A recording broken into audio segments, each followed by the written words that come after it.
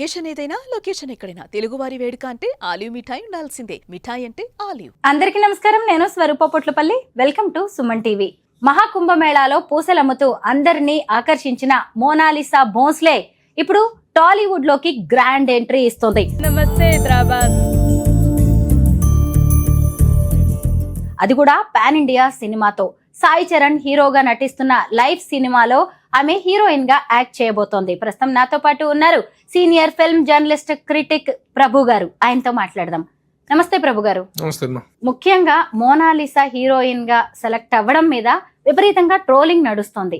దాని గురించి కూడా మనం మాట్లాడుకోవాలి. అది కూడా ఇప్పుడు ఏమో నటించబోయేది చరణ్ సాయితో పాన్ ఇండియా సినిమా అంటున్నారు. అసలు ఒక రకంగా మోనాలిసా లాంటి పూసలమ్ముకునే అమ్మాయిని పాన్ ఇండియా సినిమాకి సెలెక్ట్ చేయడం అనేది ధైర్యం చేస్తున్నట్టేనా? పాన్ ఇండియా సినిమా అనేటువంటిది అంటే చిన్న సినిమా పాన్ ఇండియా రేంజ్ లో రిలీజ్ అవటం, అన్ని భాషలో రిలీజ్ అవటం అనేటువంటిది దాని కాల్డ్ పాన్ ఇండియా ఫిల్మ్. ఆ అమ్మాయికి వచ్చినటువంటి పాపులారిటీ ఆ మహాకుంభమేళలో పూసలు అమ్ముకుంటూ తిరుగుతున్న అమ్మాయి మీద ఎవరో ఒక వీడియో తీస్తే ఆ వీడియో వైరల్ అయ్యి అది అలా వైరల్ అయిపోయి దేశం అంతా అమ్మాయి పేరు మారుమోగిపోయింది. సో అలాంటి అమ్మాయిని పెట్టుకున్నప్పుడు తీసుకునే సబ్జెక్ట్ ఎట్టాక్ ఏదో లైఫ్ కాంట్రాక్ట్ దీనికి సంబంధించినటువంటిది, సాఫ్ట్వేర్ కు సంబంధించి ఇట్స్ దేర్ ఎవ్రీవేర్. కాబట్టి దాన్ని expanding to other languages. So దాని ప్రయోగం అనుకోవచ్చు, లేకపోతే సాహసం అనుకోవచ్చు. ఏదేమైనా ఆ అమ్మాయితో ఒక సినిమా చేస్తారనేటువంటి దాని మీద ఈ ట్రాలింగ్ ఏంటనేటువంటిది మాత్రం నాకు అర్థం కాలేదు. లైఫ్ సినిమా ప్రారంభోత్సవానికి అమ్మాయి హైదరాబాద్ వచ్చింది. ఆమె మాట్లాడింది కూడా మీడియాతో. అసలు ఆ వీడియోస్ కింద కామెంట్స్ చూస్తే ఆశ్చర్యం వేస్తుంది. ఇంతకు మించిన ఫిగర్ దొరకలేదా? టాలీవుడ్ లో హీరోయిన్స్ కరువయ్యారా? బాలీవుడ్ బామలు సరిపోవట్లేదా? అసలు పూసలు అమ్ముకునే అమ్మాయి హీరోయిన్ ఏంటి? అసలు కామెంట్స్ చూస్తే ఆశ్చర్యం వేస్తుంది. మీరేమంటారు? పూసలు అమ్ముకున్న అమ్మాయి హీరోయిన్ అని పట్టం ఏంటి అనేటువంటిది ఎంత ఫూలిష్ క్వశ్చన్, ఎంత ఫూలిష్ టాకింగ్. అది ఎవరికి హీరోయిన్ కావడానికి ఇవే అర్హతలు అనేటువంటి పారామీటర్స్ ఏమైనా ఉన్నాయా? ఎవరు ఏ క్యారెక్టర్కి ఫిట్నెస్ అయితే ఆ క్యారెక్టర్ తీసుకుంటారు. పూసలు అమ్ముకునే అమ్మాయి ఇంత మాత్రాన ఎందుకు పూసలు అమ్ముకునే అమ్మాయి అయినా మరి ఆ అమ్మాయి అంత పాపులర్ ఎందుకంటే ప్రత్యేక చాలా ఆకర్షణీయమైన కళ్ళు. ఆ కళ్ళుతోటే వాళ్ళు చూసినప్పుడు వాళ్ళు ఏదో అట్రాక్ట్ అయ్యారు. దానికి పర్టికులర్గా కొన్ని యాంగిల్స్ ఉంటాయి ఒక్కొక్క ఆర్టిస్ట్ లో, ఒక కళ్ళలో కానీ ఒక్కొక్క దీంట్లో ఒక మెరుపు ఉంటుంది. ఆ పాయింట్ ఆఫ్ వ్యూలో అమ్మాయిని షూట్ చేశారు, అది పాపులర్ అయింది. ఆ అమ్మాయికి ఒక నేషనల్ వైడ్గా ఒక గుర్తింపు వచ్చింది. సో ఆ క్యారెక్టర్కి అమ్మాయిని సెలెక్ట్ చేసుకున్న దాంట్లో తప్పేంటి? హీరోయిన్ లేరా అంటే నిజంగా లేరు. హీరోయిన్ల కొరత అనేటువంటిది ఎంత ఇదిగా ఉందంటే అంత ఇదిగా ఉంది. చాలా మంది అంతకంటే అందమైన అమ్మాయిలు ఉన్నారు కాదంటలా. కానీ ఈ అమ్మాయికి అనుకోకుండా పాపులారిటీ కలిసి వచ్చిన యాడెడ్ యాక్ట్రేషన్ కదా. అమ్మాయి ఎలా ఉంది అనేటువంటిది పక్కన పెడితే ఆ అమ్మాయికి వచ్చిన పాపులారిటీ అనేటువంటిది, ఆ పాపులారిటీ అనేటువంటి సినిమాకి హెల్ప్ అవుతుందని ఆలోచించుకోవడంలో తప్పే ఉందట. దాంట్లో ఈ అమ్మాయికి పాపులారిటీ ఉంది కాబట్టి చేశారు, అవకాశం ఇచ్చారు, చేస్తుంది. దాంట్లో తప్పే ఉంది. ఆ అమ్మాయిని ట్రోల్ చేయాల్సిన అవసరం ఏంది? ఒక ఆడపిల్లని ఆ విధంగా పట్టుకుని ట్రోల్ చేసి ఇంతకు మించి దొరకలేదా అని అంత అసహ్యంగా లేదు కదా. అమ్మాయి ఎందుకు చేస్తున్నారో నాకైతే అర్థం కావట్లేదు.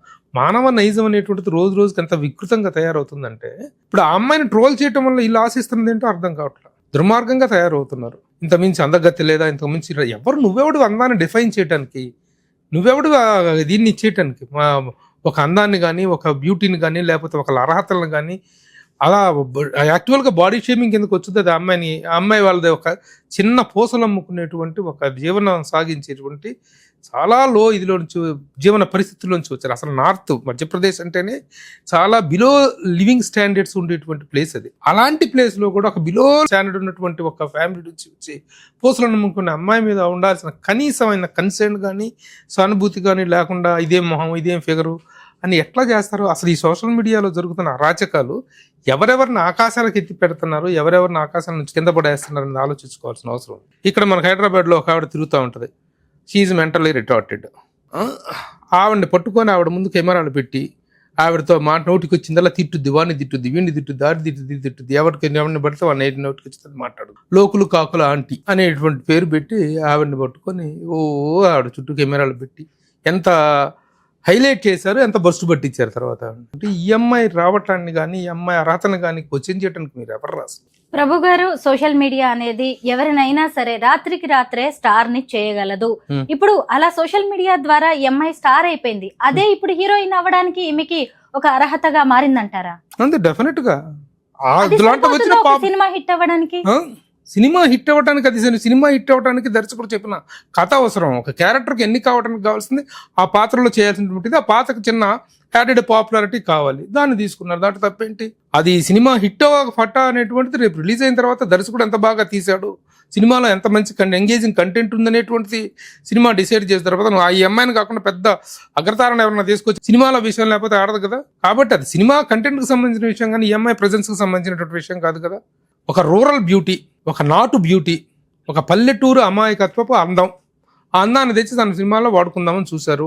ఆ పాత్రను ఆ విధంగా డిజైన్ చేసుకున్నారు. కనీసం రిలీజ్ అయిన దాకైనా వెయిట్ చేయాలిగా. అసలు దీనికి అర్హత ఏంటి? అది ఇది అని చెప్పి ఆడపిల్ల మీద చేసేటువంటి ఆ వెర్బల్ అటాక్ అనేటువంటి చాలా దుర్మార్గం. అంటే అసలు సింపతి చూపిస్తున్నామా మొనాలిసా మీద? సింపతి కాదు, ఎందుకంటే అసలు సింపతి ఎందుకు అంటున్నా నేను. ఒకళ్ళ మీద ఒకళ్ళు అమ్మాయి మీద సింపతి చూపించాల్సిన అవసరం ఏంటి?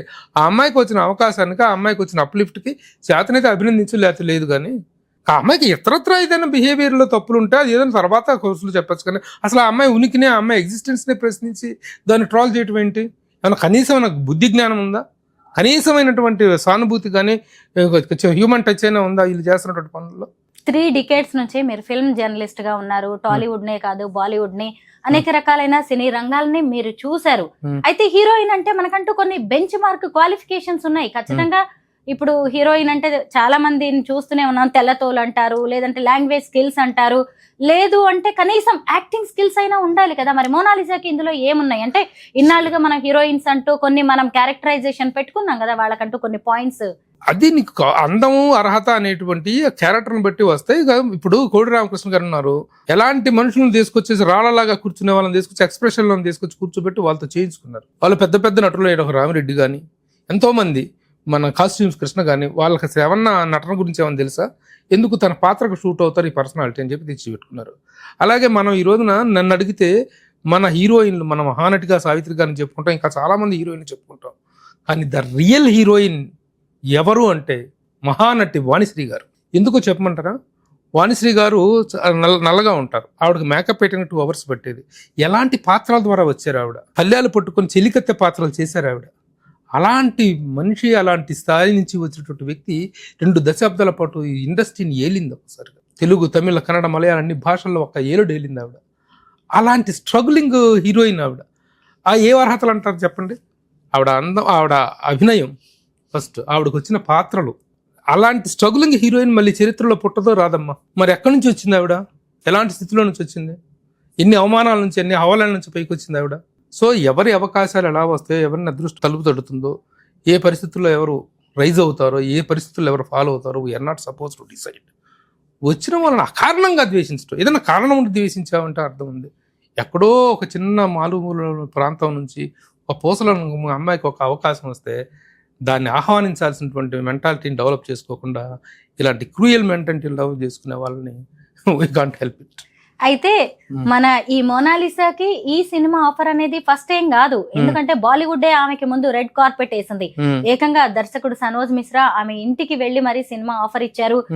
ది డైరీ ఆఫ్ మణిపూర్ లో కూడా సినిమాలో హీరోయిన్ గా అవకాశం ఇచ్చారు. అలాగే మలయాళంలో కూడా నాగమ్మ అనే సినిమాలో ఆమె యాక్ట్ చేస్తుంది.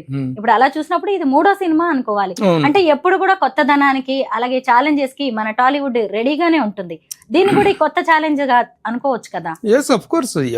నేను చెప్తున్నా కదా, ఎవరికి అవకాశాలు ఎలా వస్తాయి. అమ్మాయికి 2 సినిమాలు అక్కడ వచ్చినాయి, అవి ఎంతవరకు ఏదని తెలియదు. ఒకవేళ సినిమా బాలైతే అమ్మాయి పోతుంది. దానికి మనం ఆదిలోనే హంసపాద్ అన్నట్టు శుభం పలకరా అంటే పెళ్లి కూతురు ముందు ఎక్కడనేది అన్నాడు సామెతలాగా. Let us welcome the things, స్వాగతిద్దాం. అంటూ తేడాలు వస్తే వాళ్ళు వెళ్ళిపోతారు. అసలు ఆ అమ్మాయి అర్హతలను కానీ, ఆ అమ్మాయి ఎగ్జిస్టెన్స్ని కానీ, ఆ అమ్మాయి అందాన్ని కానీ కామెంట్ చేసే, అందంగా అయితే బ్యాడ్గా ఏమి లేదు. ఆ అమ్మాయి లాంగ్వేజ్ మీద కూడా కామెంట్ చేస్తున్నారు. ఆ అమ్మాయి లాంగ్వేజ్కి ఏమైంది? ఒక రూరల్ ఏరియా నుంచి, ఇప్పుడు తెలంగాణ మారుమూల ప్రాంతాల నుంచో, లేకపోతే శ్రీకాకుళం ఉత్తరాంధ్ర ప్రాంతం నుంచి ఒక మారుమూల పల్లెటూరు నుంచి వచ్చినాక అమ్మాయి భాష ఎలా ఉంటుంది? తెలుగుని అంత స్వచ్ఛందంగా మాట్లాడుద్దా? మాట్లాడలేదు కదా. 9 రాష్ట్రాలు 10 రాష్ట్రాలు అధికార భాషగా ఉన్నటువంటి హిందీ రకరకాల ప్రాంతాల్లో రకరకాల యాసలతో వెళ్తుంది. అందుట్లో ఒక డౌన్ ట్రాడన్ సొసైటీ నుంచి వచ్చిన అమ్మాయి భాష ఎలా ఉంటుంది? దాన్ని కూడా ట్రాల్ చేస్తారా? ఆ పల్లెటూరు అందంలోని, ఆ భాషలోని అందాన్ని, అమాయకత్వాన్ని ఆస్వాదిద్దాం అనుకోవచ్చుగా. So that is my angle of looking into the things. మోనాలిసాకి బ్యాక్గ్రౌండ్ లేదు, డబ్బు లేదు, Hmm. పెద్దగా చదువు లేదు. Hmm. అసలు సినిమా ఇండస్ట్రీ అనేది ఎలా ఉందో మీకు బాగా తెలుసు. Hmm. ఇక్కడ కాస్టింగ్ కౌచ్ లాంటివి ఉంటాయి, విపరీతమైన అన్హెల్దీ కాంపిటీషన్ ఉంటుంది, ఈర్ష్య ద్వేషాలు ఉంటాయి, మోసం ఉంటది. అప్పటికే మోనాలిసాని కూడా బాలీవుడ్ లో కొంత మోసం చేయాలనే ప్రయత్నాలు కూడా జరిగాయి. Hmm. ఇక మీదట మోనాలిసా ఈ ఇండస్ట్రీలో నిలదొక్కుకోవాలి అంటే ఎలాంటి జాగ్రత్తలు తీసుకోవాలి? ఇప్పుడు ఎందుకంటే ఆ అమ్మాయి హైలీ డిమాండ్ మీద వచ్చింది, ఆ అమ్మాయిని ఎత్తుక్కుంటే అవకాశం లేదు తప్ప ఆ అమ్మాయి అవకాశం వెనకాల పరిగెత్తుకు రాలేదు. కాబట్టి ఇప్పుడు ఆ అమ్మాయి అవకాశం కోసం ఏదో తను తాను ఈల్డ్ చేసుకోవాల్సిన అవసరం లేదు, ఎక్కడా లొంగాల్సిన అవసరం లేదు. ఎదవేషాలు చాలా ఉంటాయి ఇండస్ట్రీలో, కాదంటలా నేను. ప్రతి ఎదవా ట్రై చేసేవాడే. ముందు భవిష్యత్తు ఎలా ఉంటుంది, తన క్యారెక్టర్ని కాపాడుకోవటం అంటే తన మీద ఉంటుంది. అసలు క్యారెక్టర్ అంటే ఏంటో కూడా తెలియనంత అమాయకత్వ ఇదిలో ఉన్నటువంటి వ్యక్తి. ఆ అమ్మాయిని గురించి పెద్ద పెద్ద విషయాలు మనం మాట్లాడుకోవడం కూడా అవసరం లేదు. ఫస్ట్ నుంచి చక్కని అవకాశం వచ్చింది, దాన్ని సద్వినియోగం చేసుకుని ఏదైనా పెద్ద స్థాయికి వెళ్తే అభినందిద్దాం. ముఖ్యంగా యాక్టింగ్ అనేది బాగుంటే ఖచ్చితంగా ఆమెని అమాయకత్వం acting, she need not act, just she can present how she is. తను ఎలా ఉందో అలా ప్రజెంట్ అయితే ఆ చెప్పిన డైలాగ్ ఇది చెప్పేస్తే సరిపోతుంది. ఇప్పుడు చెప్తున్నది నార్త్ నుంచి వస్తున్న హీరోయిన్లు అందరూ తెలుగుని స్వచ్ఛంగా ఎగదీసి మాట్లాడుతున్నారు. ఎవరు మాట్లాడుతున్నారు? 1-2 సినిమాలు చేసేటప్పుడు వాళ్ళ పాత్రలకు వాళ్ళే డబ్బింగ్ చెప్పుకునే స్థాయికి ఎదుగుతున్నారు, భాష నేర్చుకుంటున్నారు. ఈ అమ్మాయి కూడా అలా కావచ్చు. ఇప్పుడు ఏ భాషలో చెప్పినా డబ్బింగ్ అనేటువంటి గొప్ప సౌలభ్యం ఉంది కదా, అంతే. ఈ భాషతో ఏం సంబంధం? సినిమా ఇండస్ట్రీని అవపోసన పెట్టిన మీలాంటి సీనియర్ జర్నలిస్ట్ నిజంగా పూసలమ్ముకునే మోనాలిసాని ఇంత సపోర్ట్ చేయడం, ఆమె ఎలా ఉండాలి, ఇండస్ట్రీ ఆమెను ఇంకా ఎలా ఉపయోగించుకోవచ్చు అని నిజంగా అద్భుతంగా వివరించారు. అసలు ఈ పాజిటివ్నెస్ అనేది అందరిలో ఉండాలి. కామెంట్స్ పెట్టే వాళ్ళు కూడా ఒక రకంగా ఆలోచించి ఒక్క అవకాశం ఇచ్చి చూడడంలో అయితే తప్పలేదని. ఎవరు ఆ కామెంట్స్ ని కేర్ చేయాల్సిన అవసరం ఏంటి? ఈ సపోర్ట్ చేసినందుకు నా మీద కూడా కామెంట్స్ పెడతారు. Don't care, we don't even look in to it. కాబట్టి కామెంట్లు పెట్టే వాళ్ళ యొక్క మానసిక స్థితి మీద కూడా మనం సానుభూతి చూపిద్దాం. మోనాలిసా మీద కాదు చూపించాల్సింది సానుభూతి, అమ్మాయి మీద కాదు, ఇలా మానసిక వైక్లభ్యం మీద చూపించాలి సానుభూతి. బాగుంది ప్రభు గారు, చాలా బాగా చెప్పారు. ఎందుకంటే మోనాలిసా నిజమే సినిమా హీరోయిన్ అంటే ఇలా ఉంటుందా అని చాలా మందికి కూడా ఇలాంటి క్వశ్చన్స్ కామెంట్స్ వస్తున్నాయి. అందరూ కామెంట్ చేయకపోయినా ఈరోజు మీరు ఇచ్చిన అనాలిసిస్ చూసి ఖచ్చితంగా వాళ్ళ ఆలోచన ధోరణి కూడా మారుతుంది అనుకుంటున్నాం. టాలీవుడ్ లో ఇంకా ఇలాంటి అవకాశాలు ఆమెకి ఎన్నో వస్తాయి. ఏదైనా సరే టాలెంట్ ఉంటే టాలెంట్ ని ఆపే శక్తి ఎవరికి లేదు. థ్యాంక్ యూ సో మచ్ ప్రభు గారు. Thank you.